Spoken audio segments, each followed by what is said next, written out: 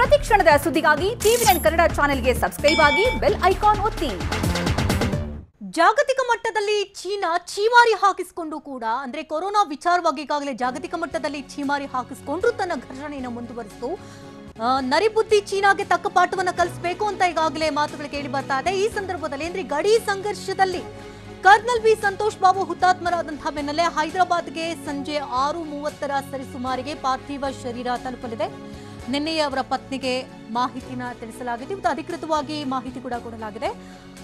ಹಕೀಂಪೇಟ್ನಲ್ಲಿ ಸಚಿವರು police commissioner ಕಾಯ್ತಾ ಇದ್ದಾರೆ. ಅಧಿಕಾರಿಗಳ ಆಗಮನ ಆಗಿದೆ. ಪಾರ್ಥಿವ ಶರೀರವನ್ನು ಪಡೆಯೋದಕ್ಕೆ ಸಚಿವರು ಅಧಿಕಾರಿಗಳು ಆಗಮಿಸಿದ್ದಾರೆ. ಸೂರ್ಯಾಪೇಟ್ಗೆ ಪಾರ್ಥಿವ ಶರೀರವನ್ನ ರವಾನಿಸೋದಕ್ಕೆ ಸಕಲ ಸಿದ್ಧತೆಯನ್ನ ಮಾಡಿಕೊಳ್ಳಲಾಗಿದೆ. ತೆಲಂಗಾಣದ ಸೂರ್ಯಾಪೇಟ್ ಮೂಲದ ಸಂತೋಷ್ ಬಾಬು ಇವರು ಅವರ ತಾಯಿ ಹೇಳ್ತಾ ಇದ್ರು, ದೇಶಕ್ಕಾಗಿ ನನ್ನ ಮಗನ ತ್ಯಾಗಕ್ಕೆ ನಾನು ಹೆಮ್ಮೆ ಪಡ್ತೇನೆ. ಅಂದ್ರೆ ಚೀನಾ ಸೇನೆಯಿಂದ ಹತರಾದಂತಹ ಕರ್ನಲ್ ಬಾಬು ಸಂತೋಷ್ರ ತಾಯಿಯ ನುಡಿಯಾಗಿತ್ತು ಅದು. ಇದೀಗ ಪಾರ್ಥಿವ ಶರೀರ ಸರಿಸುಮಾರು ಸಂಜೆ 6:30 ಸುಮಾರಿಗೆ ತಲುಪುತ್ತೆ. ಪಾರ್ಥಿವ ಶರೀರವನ್ನು ಪಡ್ಕೊಳ್ಳೋದಕ್ಕೆ ಸಚಿವರು ಅಧಿಕಾರಿಗಳಿಗಾಗಲೇ ಆಗಮಿಸಿದ್ದಾರೆ. ಹಕೀಂಪೇಟ್ನಲ್ಲಿ ಸಚಿವರು ಹಾಗೂ ಪೊಲೀಸ್ ಕಮಿಷನರ್ ಕಾಯ್ತಾ ಇದ್ದಾರೆ. ಪಾರ್ಥಿವ ಶರೀರವನ್ನು ರವಾನೆ ಮಾಡಲಾಗ್ತಾ ಇದೆ. ಅದಕ್ಕೆ ಸಿದ್ಧತೆ ಕೂಡ ಈಗಾಗಲೇ ಮಾಡಿಕೊಳ್ಳಲಾಗಿದೆ. ఎక్కడున్నా ఊర కొడుకా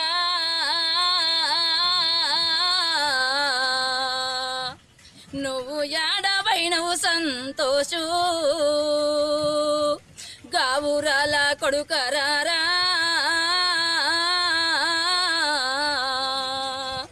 ఒక్క ముద్ద పెడతా తినిపోరా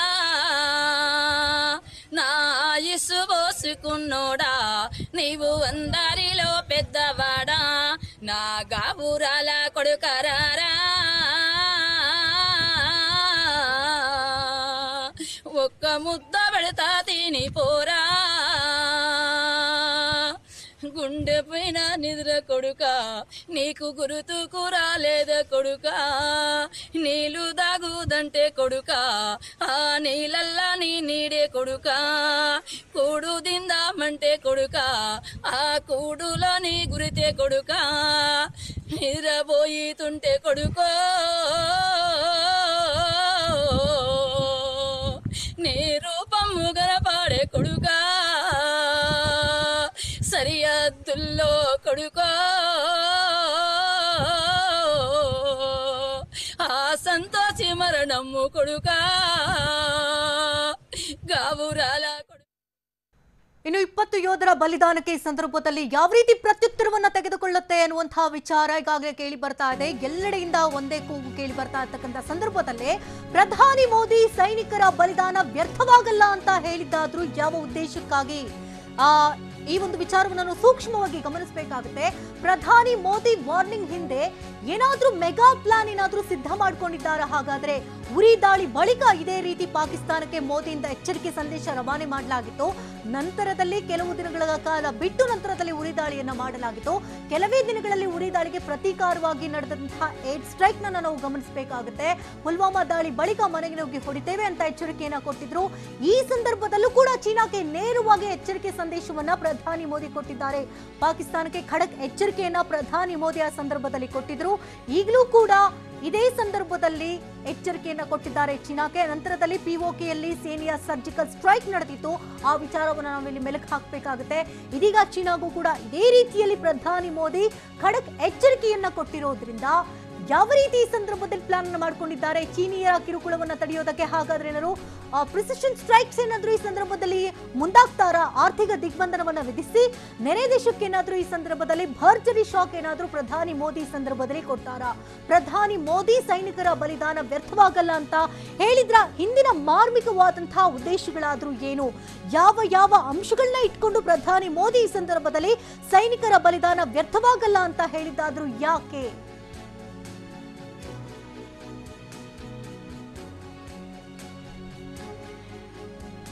जान की बाजी लगा करके खेलता है, वो देश के लिए मर मिटने के लिए निकलता है। ये हमारा सिद्धांत है, हम घर में घुस के मारेंगे। ये हमारा सिद्धांत है, हम घर में घुस के मारेंगे। हमने देश की अखंडता और संप्रभुता की रक्षा करने में अपनी शक्ति का प्रदर्शन किया है।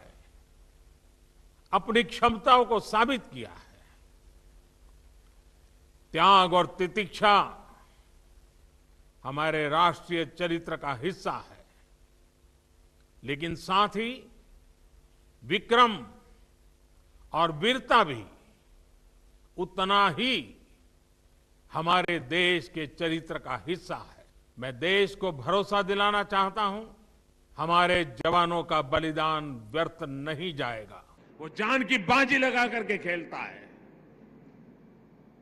वो देश के लिए मर मिटने के लिए निकलता है। ये हमारा सिद्धांत है, हम घर में घुस के मारेंगे।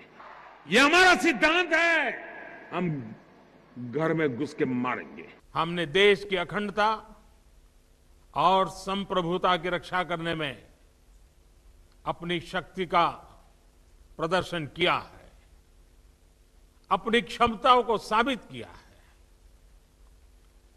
त्याग और तितिक्षा हमारे राष्ट्रीय चरित्र का हिस्सा है, लेकिन साथ ही विक्रम और वीरता भी उतना ही हमारे देश के चरित्र का हिस्सा है। मैं देश को भरोसा दिलाना चाहता हूं, हमारे जवानों का बलिदान व्यर्थ नहीं जाएगा। ಭಂಡ ಧೈರ್ಯ ಮಾಡಿ ಕಾದಾಟಕ್ಕೆ ಇಳಿದಂತಹ ಚೀನಾಗೆ ಈಗಾಗಲೇ ಪ್ರಧಾನಿ ಮೋದಿ ಖಡಕ್ ವಾರ್ನಿಂಗ್ ಅನ್ನು ಕೊಟ್ಟಿದ್ದಾರೆ. ಈ ಹಿಂದೆ ಪಾಕಿಸ್ತಾನಕ್ಕೂ ಕೂಡ ಇದೇ ರೀತಿಯ ವಾರ್ನಿಂಗ್ ಅನ್ನು ಕೊಟ್ಟಿದ್ರು. ಈ ಸಂದರ್ಭದಲ್ಲಿ ನಮ್ಮ ಸೈನಿಕರ ಬಲಿದಾನ ವ್ಯರ್ಥ ಆಗೋದಕ್ಕೆ ಬಿಡಲ್ಲ ಅಂತ ಪ್ರಧಾನಿ ಮೋದಿ ಹೇಳಿರ್ತಕ್ಕಂಥ ವಿಚಾರದಲ್ಲಿ ಸಾಕಷ್ಟು ಅಂಶಗಳು ಅಡಗಿದೆ ಅನ್ನೋದು ನಾವಿಲ್ಲಿ ಗಮನಿಸಬೇಕಾಗುತ್ತೆ. ಹುತಾತ್ಮ ಯೋಧರಿಗೆ ಪ್ರಧಾನಿ ನರೇಂದ್ರ ಮೋದಿ ಈ ಸಂದರ್ಭದಲ್ಲಿ ಶ್ರದ್ಧಾಂಜಲಿಯನ್ನ ಸಲ್ಲಿಸಿದ್ದಾರೆ. ಇದೇ ಸಂದರ್ಭದಲ್ಲಿ ಒಂದಷ್ಟು ವಿಚಾರಗಳನ್ನು ಕೂಡ ಪ್ರಧಾನಿ ಮೋದಿ ಹಂಚಿಕೊಂಡಿದ್ದಾರೆ. ನಮ್ಮ ಯೋಧರು ಹೊಡೆದಾಡ್ತಾ ಹುತಾತ್ಮರಾಗಿದ್ದಾರೆ, ಸಂದರ್ಭದಲ್ಲಿ ಹುತಾತ್ಮರಾಗಿದ್ದಾರೆ. ಭಾರತ ಶಾಂತಿಯನ್ನ ಬಯಸುತ್ತೆ, ಶಾಂತಿ ಪ್ರಿಯರಾಗಿರ್ತಕ್ಕಂಥ ಭಾರತ ಈ ಸಂದರ್ಭದಲ್ಲಿ ಯಾವ ರೀತಿ ಪ್ರತ್ಯುತ್ತರವನ್ನ ಕೊಡುತ್ತೆ, ಭಾರತದ ಮೇಲೆ ಯಾರೇ ದಾಳಿ ಮಾಡಿದ್ರು ಕೂಡ ನಾವು ಪ್ರತ್ಯುತ್ತರವನ್ನ ಕೊಟ್ಟೇ ತೀರ್ತೀವಿ, ನಾವು ಯಾರನ್ನು ಕೂಡ ಪ್ರಚೋದನೆ ಮಾಡೋದಿಲ್ಲ ಅಂತ ಪ್ರಧಾನಿ ಮೋದಿ ಈ ಸಂದರ್ಭದಲ್ಲಿ ಮಾತನಾಡಿದ್ದಾರೆ. ಮಾರ್ಮಿಕವಾದಂತಹ ವಿಚಾರಗಳು ಕೂಡ ಈ ಸಂದರ್ಭದಲ್ಲಿ ನಡೆದಿದೆ. ದೇಶದ ಅಖಂಡತೆಯ ಜೊತೆ ಯಾವುದೇ ರೀತಿ ರಾಜಿಯನ್ನ ಮಾಡಿಕೊಳ್ಳೋದೇ ಇಲ್ಲ, ಯಾವುದೇ ರೀತಿ ರಾಜಿ ಸಾಧ್ಯತೆ ಇಲ್ಲ. ನಮ್ಮ ಮೇಲೆ ಅಟ್ಯಾಕ್ ಮಾಡಿದ ಮೇಲೆ ನಾವು ಕೂಡ ಇದಕ್ಕೆ ಪ್ರತ್ಯುತ್ತರವನ್ನ ಕೊಟ್ಟೇ ತೀರ್ತೀವಿ ಅಂತ ಪ್ರಧಾನಿ ಮೋದಿ ಹೇಳಿದ್ದಾರೆ. ಹಾಗಾದ್ರೆ ಪ್ರಧಾನಿ ಮೋದಿ ಈ ಸಂದರ್ಭದಲ್ಲಿ ಯಾವ ಯಾವ ವಿಚಾರಗಳನ್ನ ಹಂಚಿಕೊಂಡಿದ್ದಾರೆ ಕೇಳುವ. पूरी मानवता के कल्याण की कामना की है। हमने हमेशा से ही अपने पड़ोसियों के साथ एक कोऑपरेटिव और फ्रेंडली तरीके से मिलकर काम किया है। हमेशा उनके विकास और कल्याण की कामना की है।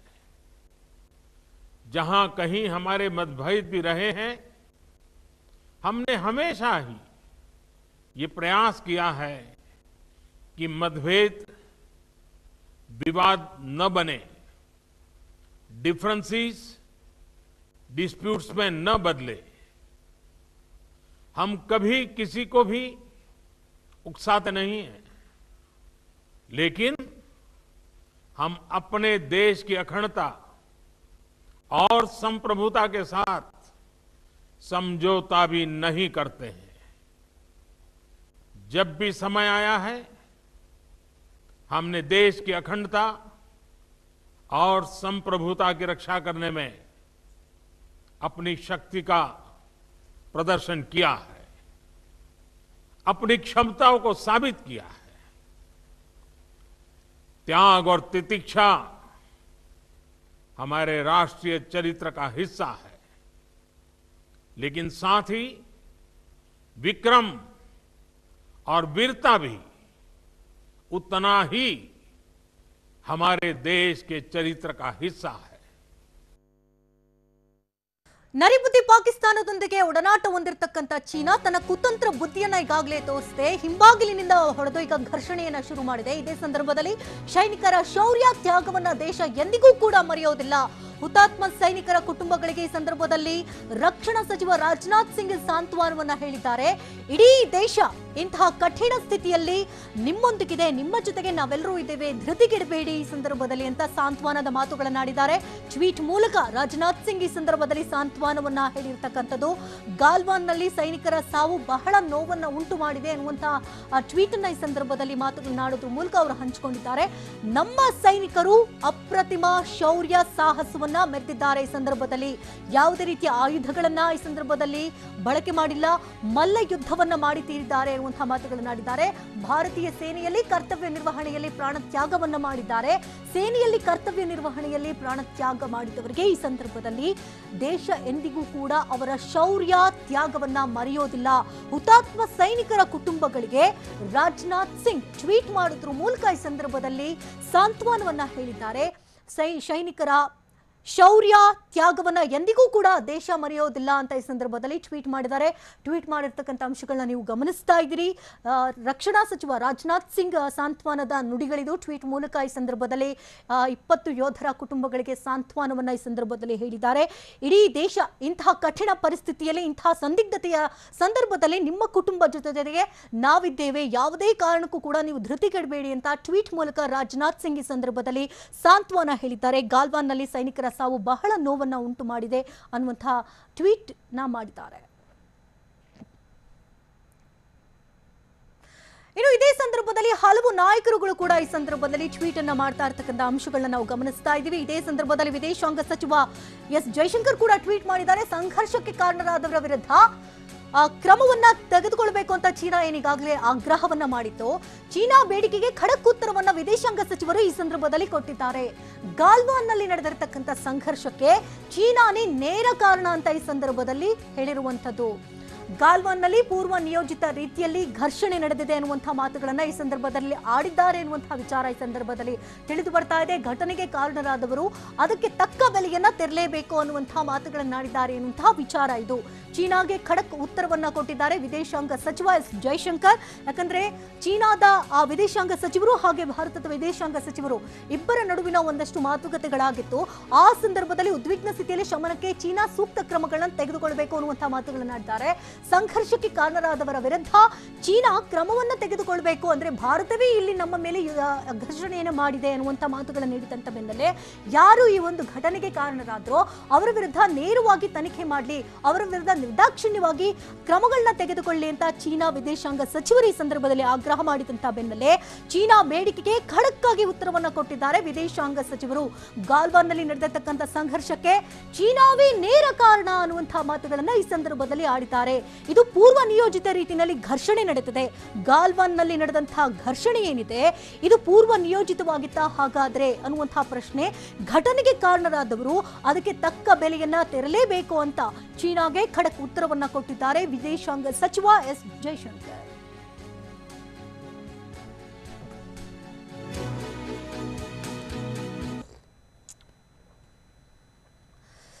ಚೀನಾ ಪದೇ ಪದೇ ಇಲ್ಲಿ ಖ್ಯಾತಿ ತೆಗಿತಾ ಇರ್ತಕ್ಕಂಥದ್ದು ವಿಚಾರಗಳನ್ನ ಗಮನಿಸ್ತಾ ಇದ್ದೀವಿ. ಬರೋಬ್ಬರಿ 45 ವರ್ಷಗಳ ಹಿಂದೆನೆ ನಡಿಬೇಕಾಗಿದ್ದಂತ ಈ ಘರ್ಷಣೆ ಆ ಸಂದರ್ಭದಲ್ಲಿ ನಡೀಲಿಲ್ಲ. ಆದ್ರೆ ಈ ಸಂದರ್ಭದಲ್ಲಿ ಯಾಕೆ ನಡೀತಾ ಇದೆ ಇರುವಂತಹ ಅಂಶಗಳು ನಾವಿಲ್ಲಿ ಗಮನಿಸಬೇಕಾಗುತ್ತೆ. ಜಾಗತಿಕ ಮಟ್ಟದಲ್ಲಿ ಕೊರೋನಾ ವಿಚಾರವಾಗಿ ಇಡೀ ಎಲ್ಲಾ ದೇಶಗಳು, ಪಾಶ್ಚಿಮಾತ್ಯ ದೇಶಗಳು ಈಗಾಗಲೇ ಛೀಮಾರಿ ಹಾಕಿದೆ. ಇಂತಹ ಸಂದರ್ಭದಲ್ಲಿ ಆ ಒಂದು ಛೀಮಾರಿಯಿಂದ ಹೊರಬರುವಂತಹ ಪ್ರಯತ್ನಕ್ಕೆ ಈ ಸಂದರ್ಭದಲ್ಲಿ ಏನಾದರೂ ಚೀನಾ ಈ ರೀತಿ ಮಾಡ್ತಾ ಉದ್ದಟತನವನ್ನ ಮೆರೆದು ಈ ಸಂದರ್ಭದಲ್ಲಿ ಘರ್ಷಣೆಗೆ ಮುಂದಾಗಿ ಹಲವು ವೀರ ಯೋಧರು ಈ ಸಂದರ್ಭದಲ್ಲಿ ಸಾವಿಗೀಡಾಗಿದ್ದಾರೆ. ಹಾಗಾದ್ರೆ ಇದಕ್ಕೆ ಪ್ರತ್ಯುತ್ತರವನ್ನ ಭಾರತ ಯಾವ ರೀತಿ ತೀರಿಸಿಕೊಳ್ಳುತ್ತೆ ಅನ್ನೋದೇ ಸದ್ಯದ ಕುತೂಹಲ.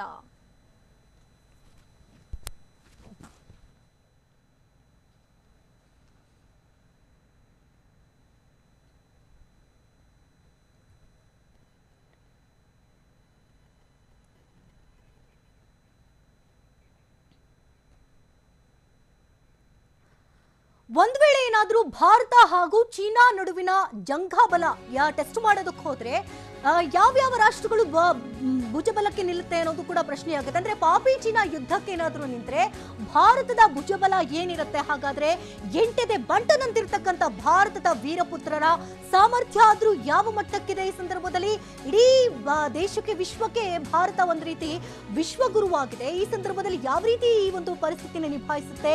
ಪಾಕ್ಗೆ ಮಣ್ಣು ಮುಕ್ಕಿಸಿದ ಭಾರತೀಯರ ಬಲ ಈಗ ನೂರಾನೆಯಂಥದ್ದಾಗಿದೆಯಾ? ಚೀನಾ ಜೊತೆಗಿನ ಇತಿಹಾಸ ಸೋಲಿನಲ್ಲಾದ್ರೂ ಈಗ ಚಿತ್ರಣ ಏನಾದ್ರೂ ಬದಲಾಗುತ್ತಾ? ಅತ್ಯಂತ ಸಂದಿಗ್ಧ ಪರಿಸ್ಥಿತಿಯಲ್ಲೂ ಸೈನಿಕರು ವಿಜಯವನ್ನ ಸಾಧಿಸಿದ್ದಾದ್ರೂ ಹೇಗೆ? ಈ ಸಂದರ್ಭದಲ್ಲಿ ಯುದ್ಧದ ಅನುಭವದಿಂದಲೇ ಚೀನಾವನ್ನ ಬಗ್ಗು ಬಡಿಯೋದಕ್ಕೆ ಈ ಸಂದರ್ಭದಲ್ಲಿ ಸಾಧ್ಯವಾಗುತ್ತಾ? ಈ ಹಿಂದೆ ಕೂಡ ಚೀನಾ ಜೊತೆಗೆ ಯುದ್ಧವನ್ನ ಮಾಡಲಾಗಿದೆ. ಈ ಒಂದು ಸಂದರ್ಭವನ್ನ ಯಾವ ರೀತಿ ನಿಭಾಯಿಸ್ತಾರೆ ಅನ್ನೋದು ಸದ್ಯದ ಪ್ರಶ್ನೆ.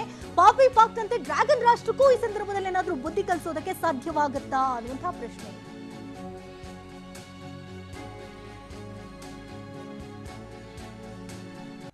ಎಂಟನೇ ಬಂಟನಂತಿರ್ತಕ್ಕಂಥ ಭಾರತ ಚೀನಾಗೆ ಯಾವ ರೀತಿ ತಕ್ಕತರನಾದಂತಹ ಉತ್ತರವನ್ನ ಕೊಡುತ್ತೆ ಅನ್ನೋದು ಸದ್ಯದ ಕುತೂಹಲ. 20 ಯೋಧರ ವೀರ ಬಲಿದಾನವನ್ನ ಈ ಸಂದರ್ಭದಲ್ಲಿ ಭಾರತ ಚೀನಾಗೆ ಯಾವ ರೀತಿ ಪ್ರತ್ಯುತ್ತರವನ್ನ ಕೊಡುತ್ತೆ, ಯಾವ ರೀತಿ ಸಿದ್ಧತೆಯನ್ನ ಮಾಡಿಕೊಳ್ಳಲಾಗಿದೆ ಅಂದ್ರೆ ಭಾರತದಿಂದ ಮಯನ್ಮಾರ್ ಗಡಿಯಲ್ಲಿ ಸಾಕಷ್ಟು ಯಶಸ್ವಿ ಕಾರ್ಯಾಚರಣೆಗಳಿಗಾಗಲೇ ಆಗಿದೆ. ಶತ್ರುವಿನ ಭೂಪ್ರದೇಶದೊಳಗೆ ನುಗ್ಗಿ ಹೊಡೆದು ಹಾಕುವಂತಹ ಕಲೆಯನ್ನ ಈ ಸಂದರ್ಭದಲ್ಲಿ ಮಾಡಲಾಗುತ್ತಾ? ಯಾಕಂದ್ರೆ ಈ ಹಿಂದೆ ಪಾಕ್ಗೆ ಕೊಟ್ಟಂತಹ ಪ್ರತ್ಯುತ್ತರ ಆ ಸಂದರ್ಭದಲ್ಲೂ ಕೂಡ ಯಾವುದೇ ರೀತಿ ಸುಳಿವನ್ನ ಕೊಟ್ಟಿರಲಿಲ್ಲ. ಏರ್ ಸ್ಟ್ರೈಕ್ ಮಾಡುವಂತಹ ಯಾವ ಸುಳಿವನ್ನು ಕೂಡ ಪ್ರಧಾನಿ ಮೋದಿ ಕೊಟ್ಟಿರಲಿಲ್ಲ. ಆದ್ರೆ ಈ ಸಂದರ್ಭದಲ್ಲಿ ನಮ್ಮ ತಂಟೆಗೆ ಏನಾದ್ರೂ ಬಂದ್ರೆ ನಾವು ಸುಮ್ಮನೆ ಕೂರೋದಿಲ್ಲ, ನೇರವಾಗಿ ಶತ್ರುವಿನ ಎದೆಯನ್ನ ಸಿಳಿ ಹಾಕ್ತೇವೆ ಅಂತ ಪ್ರಧಾನಿ ಮೋದಿ ಎಚ್ಚರವಾಗಿ ಸಂದೇಶವನ್ನ ಸೂಕ್ಷ್ಮ ರೀತಿಯಲ್ಲಿ ಕೊಟ್ಟಿದ್ದಾರೆ. ಹಾಗಾದ್ರೆ ಪಾಕ್ಗೆ ಕೊಟ್ಟಂತಹ ಒಂದು ಎಚ್ಚರಿಕೆ ಸಂದೇಶವನ್ನೇ ಅದೇ ರೀತಿಯಲ್ಲಿ ಈಗ ಚೀನಾಗೆ ಕೊಟ್ಟಿರೋದ್ರಿಂದ ಅದೇ ರೀತಿಯಾಗಿ ಏನಾದ್ರೂ ಯುದ್ಧಗಳನ್ನು ಈ ಸಂದರ್ಭದಲ್ಲಿ ಮಾಡಲಾಗುತ್ತಾ? ಏರ್ ಸ್ಟ್ರೈಕ್ ರೀತಿಯಲ್ಲಿ ಒಂದಷ್ಟು ದಿನಗಳ ಕಾಲ ಕಾದ ನಂತರದಲ್ಲಿ ಅವರ ಗುಡಿಗೆ ಹೋಗಿ ನೇರವಾಗಿ ಎದೆಯನ್ನ ಸೀಳಿ ಹಾಕಲಾಗುತ್ತಾ ಅನ್ನುವಂತಹ ಪ್ರಶ್ನೆ. ಇದಕ್ಕೆ ಸಂಬಂಧಪಟ್ಟಂತಹ ಮತ್ತಷ್ಟು ಅಪ್ಡೇಟ್ಸ್ ಗಳನ್ನು ನಾವು ಈಗ ಕೊಡ್ತಾ ಹೋಗ್ತೀವಿ. ಆರ್ಥಿಕತೆ ವಿಚಾರಕ್ಕೆ ಬಂದ್ರೆ ಹಾಗಾದ್ರೆ ಯಾರು ಸ್ಟ್ರಾಂಗ್ ಆಗ್ತಾರೆ ಅನ್ನುವಂಥದ್ದು ಕೂಡ ಈ ಸಂದರ್ಭದಲ್ಲಿ ಕೌಂಟ್ ಮಾಡಬೇಕಾಗತ್ತೆ. ಚೀನಾದ ಆರ್ಥಿಕತೆಯ ಒಟ್ಟು ಮೌಲ್ಯ ಹಾಗಾದ್ರೆ ಎಷ್ಟಾಗಿರಬಹುದು? ಚೀನಾ ಏನಾದ್ರೂ ಭಾರತಕ್ಕಿಂತ ಮತ್ತಷ್ಟು ಬಲಿಷ್ಠವಾಗಿದೆಯಾ? ಆರ್ಥಿಕತೆಯ ವಿಚಾರದಲ್ಲಿ ಯಾವ ಮಟ್ಟದಲ್ಲಿದೆ ಚೀನಾ? ಭಾರತ ಚೀನಾಗೆ ಹೋಲಿಸಿದ್ರೆ ಯಾರ ತಾಕತ್ತು ಎಷ್ಟು, ಯಾರ ಜಂಘಾಬಲ ಎಷ್ಟಿದೆ ಎನ್ನುವಂತಹ ವಿಚಾರ ಇದು. ಆರ್ಥಿಕತೆಯ ವಿಚಾರಕ್ಕೆ ಬಂದಂತಹ ಸಂದರ್ಭದಲ್ಲಿ ಯಾರು ಸ್ಟ್ರಾಂಗ್ ಆಗಿರ್ತಾರೆ? ಚೀನಾ ಸ್ಟ್ರಾಂಗ್ ಆಗಿರುತ್ತಾ ಅಥವಾ ಭಾರತ ಸ್ಟ್ರಾಂಗ್ ಆಗಿರುತ್ತಾ? ಇಲ್ಲಿ ದೇಶಗಳ ಉಭಯ ದೇಶಗಳ ನಡುವೆ ಎರಡೂ ಕೂಡ ಬಲಿಷ್ಠ ರಾಷ್ಟ್ರಗಳೇ ಆಗಿರೋದ್ರಿಂದ ಈ ಸಂದರ್ಭದಲ್ಲಿ ಯಾರ್ಯಾರು ಬ್ಯಾಕ್ ಸಪೋರ್ಟ್ಗೆ ನಿಲ್ತಾರೆ, ಯಾವ ದೇಶಗಳು ಈ ಸಂದರ್ಭದಲ್ಲಿ ಬ್ಯಾಕ್ ಸಪೋರ್ಟ್ಗೆ ನಿಲ್ತಾರೆ ಅನ್ನುವಂಥದ್ದು ಕೂಡ ಸದ್ಯಕ್ಕೆ ಪ್ರಶ್ನೆ ಆಗುತ್ತೆ. ಯಾಕಂದ್ರೆ ಚೀನಾಗೆ ಸಂಬಂಧಪಟ್ಟಂತ ನಾವು ಅಂಶಗಳನ್ನ ಗಮನಿಸೋದಾದ್ರೆ ನೇಪಾಳವನ್ನ ಎತ್ತಿಕಟ್ಟು, ಪಾಕ್ ಅನ್ನ ಎತ್ತಿಕಟ್ಟು, ಸಾಂಪ್ರದಾಯಿಕ ಎದುರಾಳಿಯಾಗಿದೆ ಪಾಕ್ ನಮ್ಮೊಂದಿಗೆ ಎತ್ತಿಕಟ್ಟು. ಈ ಸಂದರ್ಭದಲ್ಲಿ ಹಾಗಾದ್ರೆ ಭಾರತಕ್ಕೆ ಯಾರು ಈ ಸಂದರ್ಭದಲ್ಲಿ ಸಪೋರ್ಟ್ ಮಾಡ್ತಾರೆ? ಆರ್ಥಿಕತೆಯ ಒಟ್ಟು ಮೌಲ್ಯ ಎಷ್ಟಾಗಿರಬಹುದು ಅನ್ನೋದು ಸದ್ಯದ ಪ್ರಶ್ನೆ.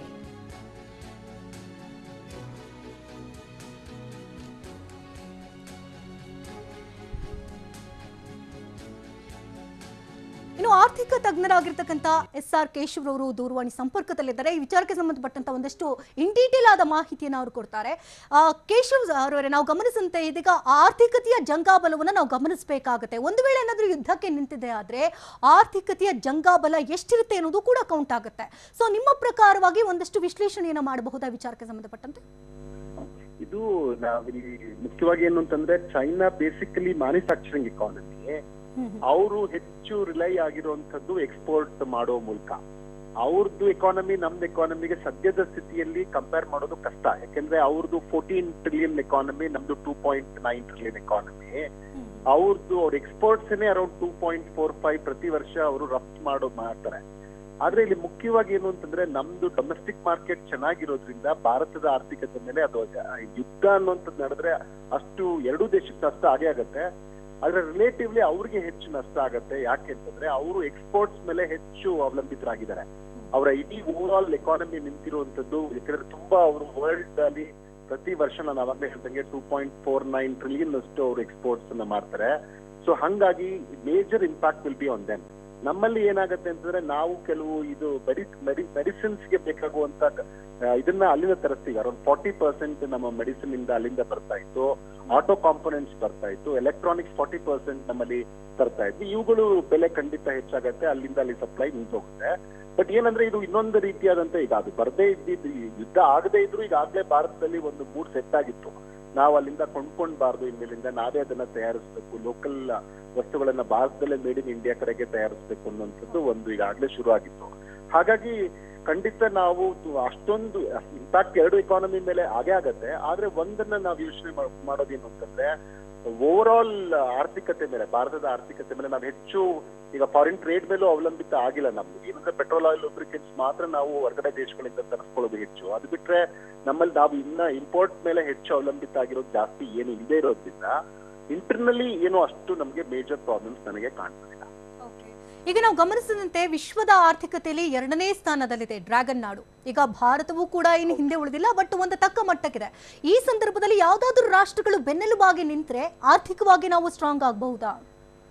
ಈಗ ಇಲ್ಲಿ ಏನಂದ್ರೆ ಇವಾಗ ಇದು ವರ್ಲ್ಡ್ ಕ್ಲಿಯರ್ ಆಗಿ ಈಗ 2 ಭಾಗ ಆಗೇ ಆಗುತ್ತೆ. ಇದನ್ನ ನಾವು ಅರ್ಥ, ಯಾಕಂದ್ರೆ ಅದಕ್ಕಾಗಿನೇ ಚೈನಾ ನಮ್ಮನ್ನ ಎದುರಿಸ್ಬೇಕು, ಈಗೇನಾದ್ರು ಮಾಡಿ ಡೈವರ್ಟ್ ಮಾಡ್ಬೇಕು. ನನ್ನ ಪ್ರಕಾರ ಇಡೀ ಎಕ್ಸರ್ಸೈಸ್ ಮಾಡ್ತಾ ಇರೋದೇ ಅವರು ಆರ್ಥಿಕವಾಗಿ ಇನ್ನೂ ಹೆಚ್ಚು ಇದನ್ನ ಪ್ರಾಬಲ್ಯವನ್ನ ಸಾಧಿಸ್ಲಿಕ್ಕೇನೆ.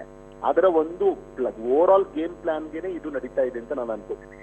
ಯಾಕಂದ್ರೆ ಅವರು ಒನ್ ಬೆಲ್ಟ್ ಒನ್ ರೋಡ್ ಅಂತ ಏನ್ ಮಾಡಿದ್ರು ಅವಾಗ ಮಾಡ್ಕೊಂಡು ಅದರಲ್ಲಿ 60% ಅಷ್ಟು ಇಡೀ ವಿಶ್ವದ ಜನಸಂಖ್ಯೆನ ಮೇಡ್ ಇನ್ ಚೈನಾ ಗೂಡ್ಸ್ ತಲುಪಬೇಕು ಅನ್ನುವಂತ ಒಂದು ಆಸೆಯನ್ನು ತಲುಪಿದ್ರು. ಅಷ್ಟರೊಳಗೆ ಇದು COVID-19 ಬಂತು. ವಿಶ್ವದ ಅನೇಕ ರಾಷ್ಟ್ರಗಳು ಇದು ಇಲ್ಲ ಚೈನಾ ಹಿಂದೆ ಬಂದಿದ್ರಿಂದ ಇದು ಚೈನಾ ನಮ್ಗೆ ಎಲ್ಲ ಮೋಸ ಮಾಡಿದೆ ಅನ್ನುವಂತ ಮನೋಭಾವದಿಂದ ಅಲ್ಲಿ ಇನ್ವೆಸ್ಟ್ಮೆಂಟ್ ಮಾಡೋದನ್ನೆಲ್ಲ ಹಿಂದಕ್ಕೆ ವಾಪಸ್ ತಗೋಬೇಕು, ನಾವು ಅಲ್ಲಿಂದ ಮಾಡಿರೋದನ್ನು ವಾಪಸ್ ತಗೋಬೇಕು, ಮತ್ತೆ ಹೊಸ ಅಗ್ರಿಮೆಂಟ್ ಮಾಡಬಾರ್ದು ಅಂತ ಅನೇಕ ರಾಷ್ಟ್ರಗಳು ತೀರ್ಮಾನ ಮಾಡ್ಲಿಕ್ಕೆ ಶುರು ಮಾಡಿದ್ವು. ಆ ಸಂದರ್ಭದಲ್ಲಿ ಇವರು ನಂಗೆ ಹಿಂಗಾಗ್ಬಿಟ್ರೆ ನಾವೆಲ್ಲ ಕಷ್ಟ ಆಗತ್ತೆ ಅನ್ನೋ ಕಾರಣಕ್ಕಾಗಿನೇ ಇವ್ರು ಏನ್ ಮಾಡಿದ್ದಾರೆ. ಮತ್ತೆ ಇಂಡಿಯಾದಲ್ಲೂ ಒಂದು ಮಟ್ಟಕ್ಕೆ ಇಲ್ಲ ಇವರು US ಕಡೆಗೆ ವಾಲಿದ್ರೆ ಮತ್ತೆ ನಮಗ್ ತೊಂದರೆ ಆಗತ್ತೆ, ಈ ತರ ಎದುರಿಸೋಣ ಅನ್ನೋ ಕಾರಣಕ್ಕೆ ಇವರು ಯುದ್ಧದ ಒಂದು ಸ್ಟ್ರಾಟಜಿ ಇಟ್ಕೊಂಡು ಅಲ್ಲಿ ಬಾರ್ಡರ್ಸ್ ಅಲ್ಲಿ ನಮ್ಗೆ ಟೆನ್ಷನ್ ಕ್ರಿಯೇಟ್ ಮಾಡ್ತಿದ್ದಾರೆ.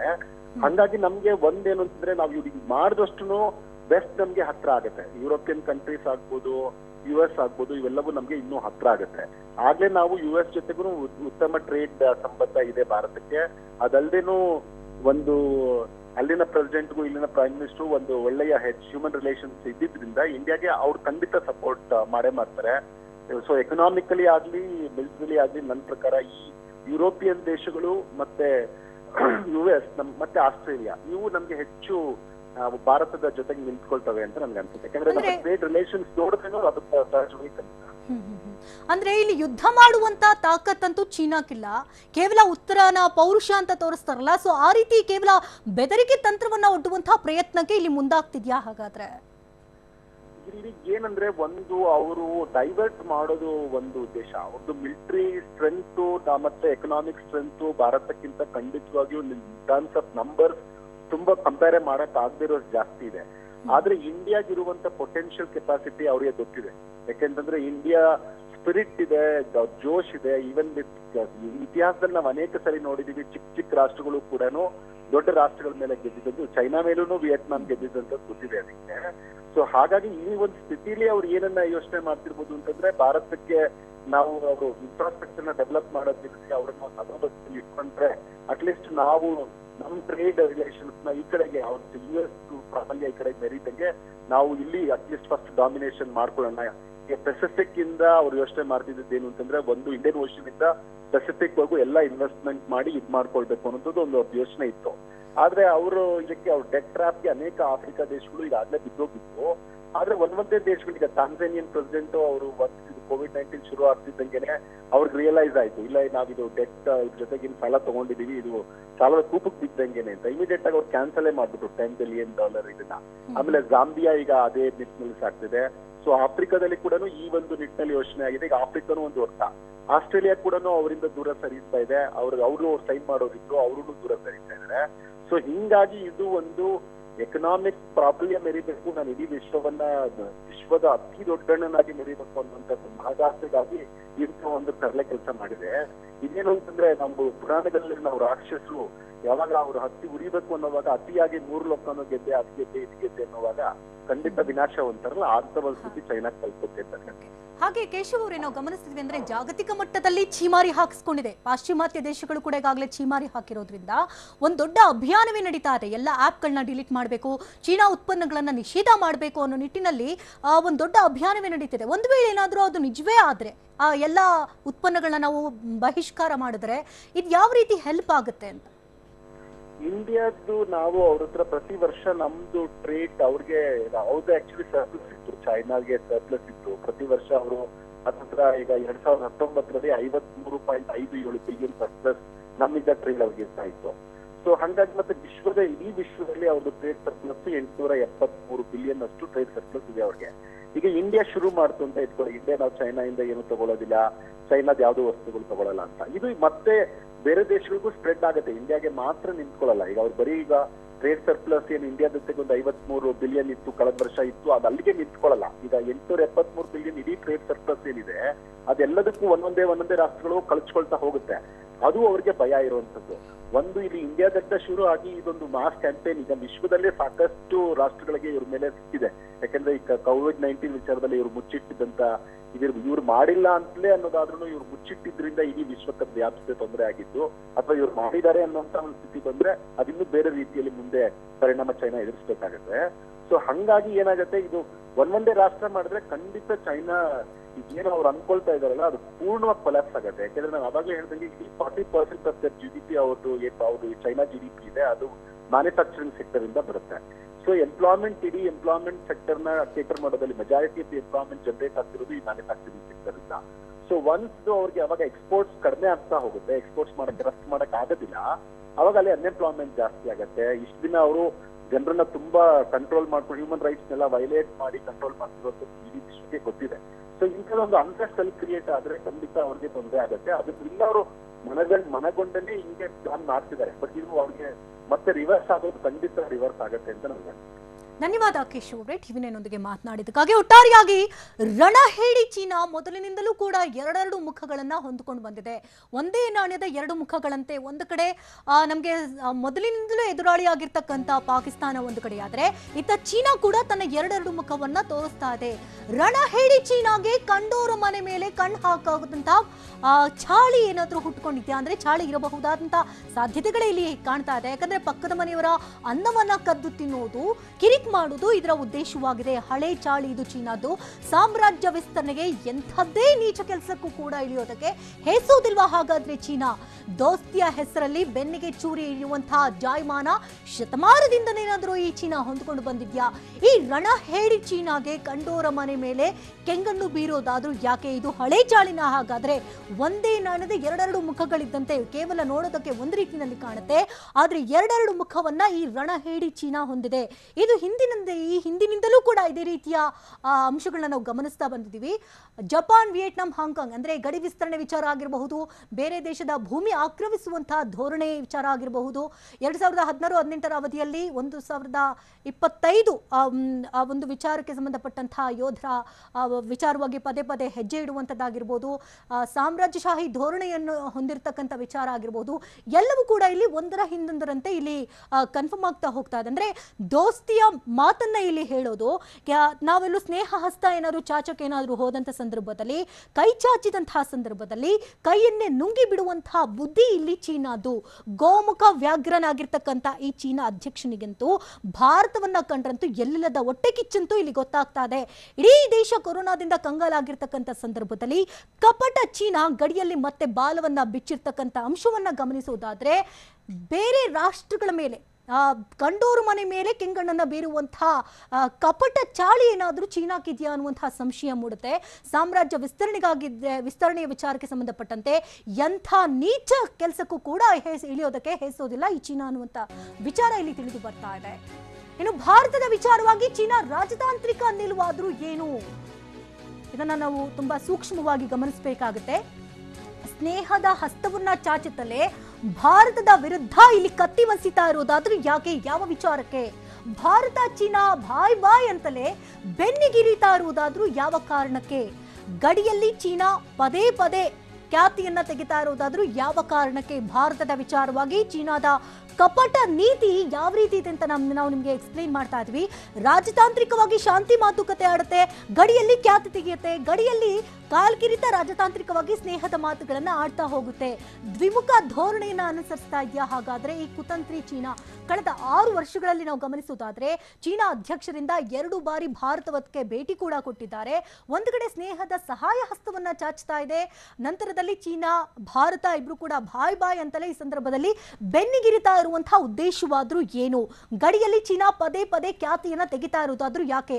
ಭಾರತದಿಂದ ತೆರಳಿದ ಬಳಿಕ ಅಂದ್ರೆ ಈಗಾಗಲೇ ಕಳೆದ 6 ವರ್ಷಗಳಲ್ಲಿ ಗಮನಿಸೋದಾದ್ರೆ 2 ಬಾರಿಗೆ ಚೀನಾ ಅಧ್ಯಕ್ಷರು ಕ್ಸಿ ಜಿನ್ಪಿಂಗ್ 2 ಬಾರಿ ಬಂದು ಹೋಗ್ತಾರೆ, ಸ್ನೇಹದ ಸಹಾಯ ಹಸ್ತವನ್ನ ಚಾಚ್ತಾರೆ, ನಾವಿಬ್ರು ಬಾಯ್ ಬಾಯ್ ಅಂತ ಹೇಳ್ಕೊಂಡು ಹೋಗ್ತಾರೆ. ನಂತರದಲ್ಲಿ ಬೆನ್ನಿನಿಂದ ಚೂರಿಯನ್ನ ಇರಿತಾ ಇರುವಂತಹ ಅಂಶಗಳನ್ನ ನಾವು ಗಮನಿಸ್ತಾ ಇದ್ದೀವಿ. ಸ್ನೇಹದ ಸಹಾಯ ಹಸ್ತವನ್ನ ಚಾಚ್ತಲೇ ಈ ಸಂದರ್ಭದಲ್ಲಿ ಬೆನ್ನಿಗಿರಿತಾ ಇರೋದು. ಅದ್ರ ಯಾಕೆ ಹಾಗಾದ್ರೆ? ರಕ್ಕಸ ವೈರಸ್ ಜಗತ್ತಿಗೆ ಹಬ್ಬಿಸಿರ್ತಕ್ಕಂಥ ಚೀನಾ ಎಲ್ಲರೂ ಕೂಡ ಈ ಸಂದರ್ಭದಲ್ಲಿ ಕಿಡಿಕಾರ್ತಾ ಇದ್ದಾರೆ. ಚೀನಾದ ಪಾಪದ ಕೂಸಿನ ಹೆಜ್ಜೆ ಕುರಿತಿಗೆ ಅಮೆರಿಕ ಅಂತೂ ರೋಷಾಗ್ನಿ ಜ್ವಾಲಿಯನ್ನೇ ಉಗುಳಿತ್ತು. ಇದಕ್ಕೆ ನೇರ ಕಾರಣ ಚೀನಾವೇ ಅಂತಾನೆ ಈಗಾಗಲೇ ನೇರವಾಗಿ ಬೊಟ್ಟು ಮಾಡಿ ತೋರಿಸಿತ್ತು. ಇದೇ ಸಮಯವನ್ನ ನೋಡಿ ಚೀನಾವನ್ನ ಹುರಿದು ಮುಕ್ಕುತ್ತಾ ಹಾಗಾದ್ರೆ ದೊಡ್ಡಣ್ಣ? ಪಾಶ್ಚಿಮಾತ್ಯ ದೇಶ ಆಗಿರ್ತಕ್ಕಂಥ ಅಮೆರಿಕ ಈಗಾಗಲೇ ಚೀನಾದ ವಿರುದ್ಧ ಸೇಡನ್ನ ತೀರಿಸಿಕೊಳ್ಳೋದಕ್ಕೂ ಕೂಡ ಹವಣಿಸ್ತಾ ಇದೆ. ಚೀನಾ ವಿರುದ್ಧ ಭಾರತ ಸಿಡಿತಿದ್ರೆ ಸ್ನೇಹ ರಾಷ್ಟ್ರಗಳು ಈ ಸಂದರ್ಭದಲ್ಲಿ ಬಲ ನೀಡ್ತಾವ. ವೈರಸ್ ಹರಡಿರ್ತಕ್ಕಂಥ ಅಂದ್ರೆ ಇಡೀ ವಿಶ್ವಕ್ಕೆ ವೈರಸ್ ಹೆಜ್ಜೆ ಗುರುತನ್ನ ಜಾಡಿ ಹೂಡಿಸಿರ್ತಕ್ಕಂಥ ಚೀನಾಗೆ ಈ ಸಂದರ್ಭದಲ್ಲಿ ಅಮೆರಿಕ ಯಾವ ರೀತಿ ತಕ್ಕತರನಾದಂತಹ ಪಾಠವನ್ನ ಕಲಿಸುತ್ತೆ? ವೈರಸ್ ಹರಡಿರ್ತಕ್ಕಂಥ ವೈರಿ ವಿರುದ್ಧ ವಿಶ್ವದ ರಾಷ್ಟ್ರಗಳು ಯಾವ್ಯಾವ ರಾಷ್ಟ್ರಗಳು ಈ ಸಂದರ್ಭದಲ್ಲಿ ಸಿಡಿದೇಳುತ್ತೆ? ಈಗಾಗಲೇ ನಾವು ಗಮನಿಸಿದಂತೆ ಇಟಲಿ, ಜರ್ಮನ್ ಎಲ್ಲಾ ದೇಶಗಳು ಕೂಡ ಈಗ ಬಾಲ ಮುದ್ರಿ ಹೋಗಿದೆ ಈ ಕೊರೋನಾ ವೈರಸ್ನಿಂದ. ಇಂತಹ ರಕ್ಕಸ್ ವೈರಸ್ ಅನ್ನ ಜಗತ್ತಿಗೆ ಹಬ್ಬಿಸಿರ್ತಕ್ಕಂಥ ಚೀನಾ ಮೇಲೆ ಎಲ್ಲಾ ದೇಶಗಳು ಕೂಡ ಈ ಸಂದರ್ಭದಲ್ಲಿ ಕಿಡಿಕಾರ್ತಾ ಇದೆ. ಜಾಗತಿಕ ಮಟ್ಟದಲ್ಲಿ ಈಗಾಗಲೇ ಛೀಮಾರಿಯನ್ನ ಹಾಕಿದೆ.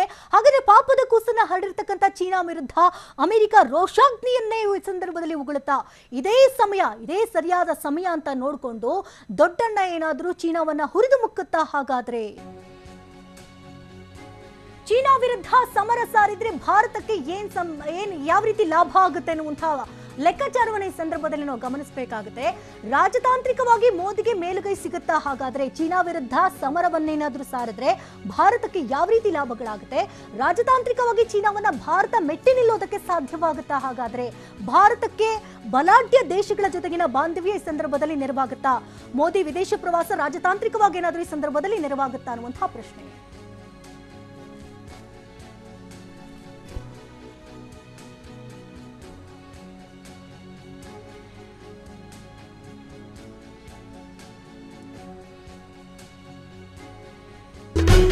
ನಮ್ಮೂರು ಪ್ರತಿದಿನ ರಾತ್ರಿ 8 ಗಂಟೆಗೆ TV9 ನಲ್ಲಿ ಮಾತ್ರ.